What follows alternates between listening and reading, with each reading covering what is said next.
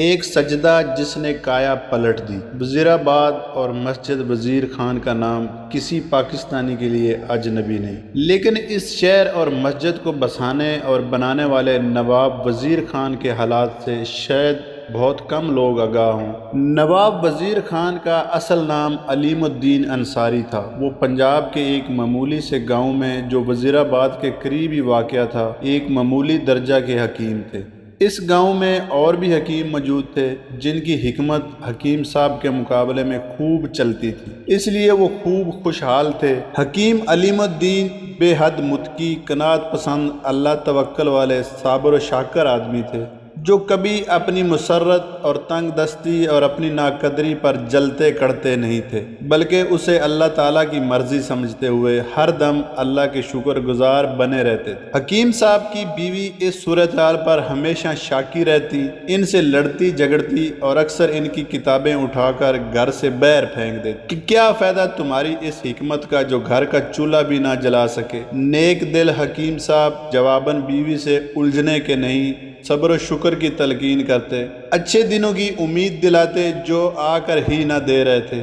ایک مرتبہ حکیم صاحب کے گھر کئی دنوں تک چولہا نہ جلا، ان کے خاندان پر فاقے گزرنے لگے اور ان کی بیوی کے تانے دراز ہوتے گئے تو حکیم صاحب شدید آزردگی کی حالت میں گاؤں کی مسجد میں جا کر بیٹھ گئے۔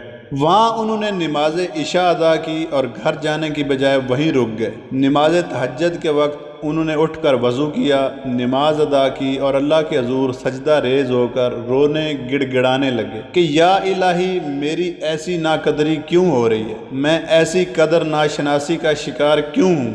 نماز فجر تک حکیم صاحب اسی طرح اللہ کے حضور روتے گڑ گڑاتے اور اس سے اس کے فضل و کرم کی بھیک مانگتے رہے۔ پھر جب انہوں نے سجدے سے سر اٹھایا تو سجدے کی جگہ ان کے آنسو سے بھیگ چکی تھی۔ ان کا دل بے حد مطمئن اور ایک طرح کا روحانی سکون محسوس کر رہا تھا۔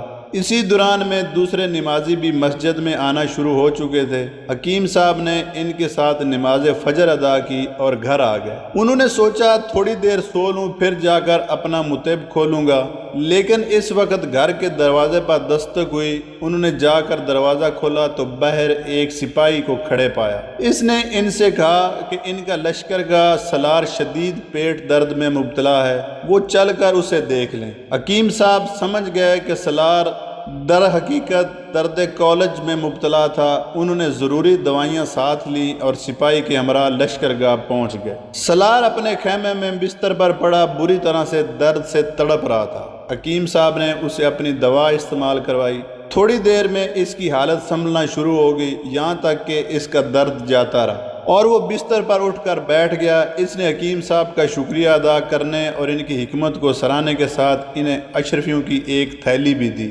حکیم صاحب اللہ کی اس مہربانی پر ممنون و مشکور، مسرور، شاداں اپنے گھر واپس آ گئے۔ انہوں نے اپنے اہل خانہ کو تمام قصہ سنایا اور انہیں اشرفیوں کی تھیلی دکھائی اور کہا کہ انہیں اپنا گاؤں چھوڑ کر کسی بڑے شہر چلے جانا چاہیے، وہاں وہ اپنا مطب کھول لیں گے، ممکن ہے وہاں ان کی حکمت خوب چل نکلے۔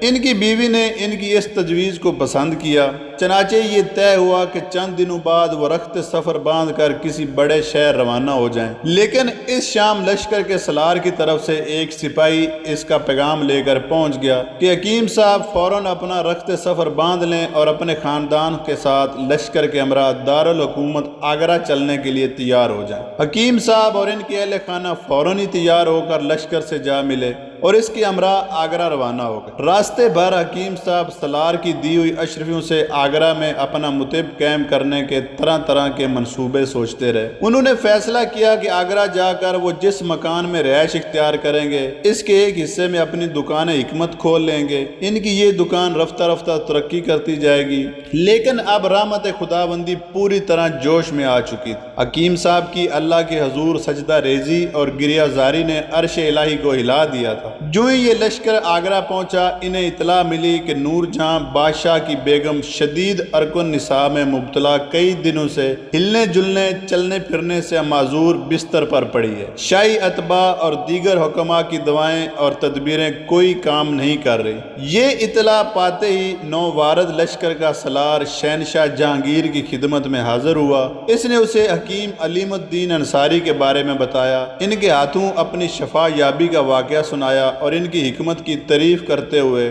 ان سے بادشاہ بیگم کے علاج کی سفارش کی۔ جہانگیر پہلے ہی اپنی محبوب ملکہ کی علالت پر بے حد پریشان اور ہر قسم کے علاج معالجہ کے لیے تیار تھا، فوراً راضی ہو گیا اور حکیم صاحب کو بلوا کر انہیں ملکہ کے علاج کا حکم دیا۔ حکیم صاحب نے ملکہ کی فسد کھلوائی، فاسد خون نکالا، ضروری ادویات وغیرہ دی، غذا اور پرہیز بتایا۔ اللہ کی قدرت سے چند دنوں کے اندر اندر بادشاہ کی بیگم مکمل صحت یاب ہو کر بستر سے اٹھ کر چلنے پھرنے لگی۔ اس مسیحائی پر جہانگیر نے حکیم صاحب کو نہ صرف بھاری انعامات اور کرامات سے نوازا بلکہ وزیر خان کے لقب سے سرفراز کرتے ہوئے انہیں شاہی طبیب کا عہدہ بھی عطا کیا۔ پھر انہیں 5000 منصب، ایک شاندار محل، نوکر چاکر، ہاتھی گھوڑے بھی عطا کیے۔ یوں حکیم صاحب کے ہاں دولت کی ریل پیل ہو گئی۔ ان کی بیوی جو پہلے ہر دم ان کی ناکام حکمت پر نالاں، تنگ دستی پر شکوہ سنج رہتی تھی،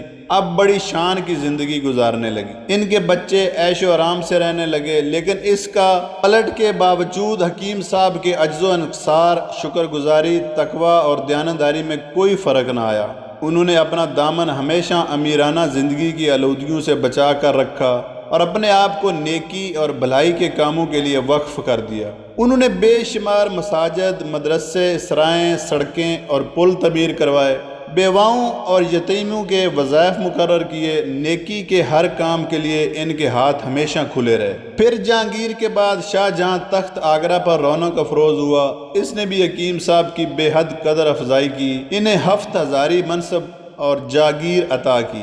اب حکیم صاحب کی شان و شوکت اور کروفر میں اور بھی اضافہ ہو گیا۔ اتنے بلند مقام اور دولت کی ریل پیل کے باوجود حکیم صاحب اللہ کے احسان کو کبھی نہ بھولے اور بدستور نیکی اور بھلائی کے کام کرتے رہے۔ اس زمانے میں انہوں نے اپنے گاؤں کے قریب وزیر آباد شہر آباد کیا اور مسجد وزیر خان جیسی شاندار اور پرشکوہ مسجد تعمیر کروائی۔ وہ اور بھی بہت سے نیکی کے کام کرنے کے خواہش دل میں لیے ہوئے تھے اور یقیناً انہیں کر ڈالتے کہ اللہ کے حضور سے ان کا بلاوا آ گیا۔ یہ ہے ایک سچے سجدے کی کہانی۔